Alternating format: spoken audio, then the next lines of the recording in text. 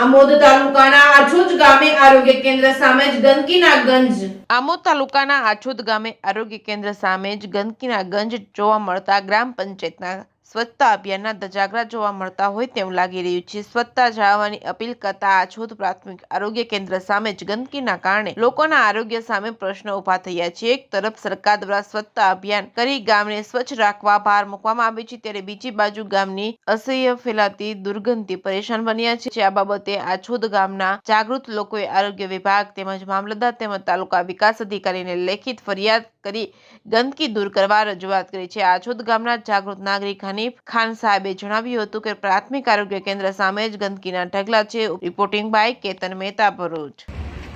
મારું નામ મોહમ્મદ હનીફ ખાન સાહેબ, આછોદનો વતની છું। હવે અહીંયા આ આરોગ્ય છે, પ્રાથમિક આરોગ્ય કેન્દ્ર, એની દિવાલની ઉપર લખેલું છે સ્વચ્છ ગુજરાત, સ્વસ્થ ગુજરાત। આ બોર્ડ મારેલું છે આરોગ્યની દિવાલની ઉપર। હવે ત્યાં આગળ ગામ લોકો અહીંયા કચરો નાખી રહેલા છે, એમાં 5-6 વખતે મેં પોતે સાફ કરાવેલું છે, છતાં પણ લોકો અહીંયા ગંદકી કરે તો સ્વાસ્થ્યને શું લાભ થશે કે નુકસાન થશે?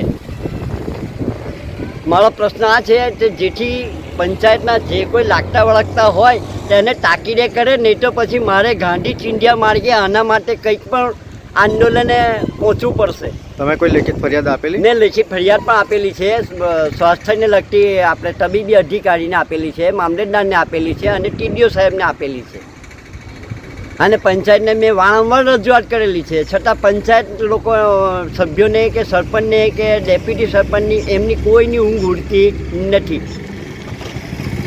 આમાં અહીંયા મેં પોતે મારા ખિસ્સાના પૈસા બગાડીને કેટલી વખત સફાઈ કરું છું। અત્યારે પણ આ જીસીબી મરાવીને અહીંયા ખાધો કરાવ્યો, જેનાથી અત્યારે તો કચરો એટલો બધો બહાર નથી આવતો હવાથી।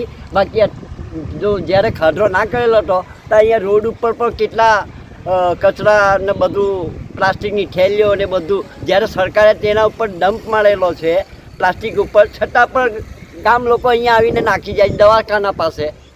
અને ડૉક્ટર પણ અહીંયા 24 કલાક જે સરકારે રહેવા માટે રહેણાંક બનાવેલું છે સામે દેખાઈ રહેલો છે।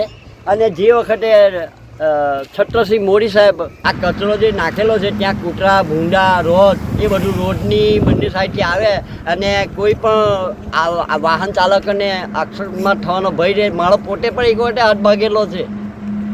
આના માટે હું આરોગ્યને, મામલતદારને, ટીડીઓ સાહેબને કે જે કોઈ લાગતા વળગતા અધિકારીઓ હોય તેમને હું નમ્ર અરજ કરું છું કે આ વસ્તુને બંધ કરાવે અને આ ખાડો ખોદીને એને દફન કરવાનું હોય। અહીંયા જે તે લોકો અહીંયા મરઘીના પીછા, આટેલા અને બધું નાખી જાય, જેથી કૂતરાઓનો અને ભૂંડોનો બહુ ત્રાસ છે। વેરાહળ અને તાત્કાલિક આની કાર્યવાહી કરવામાં આવે।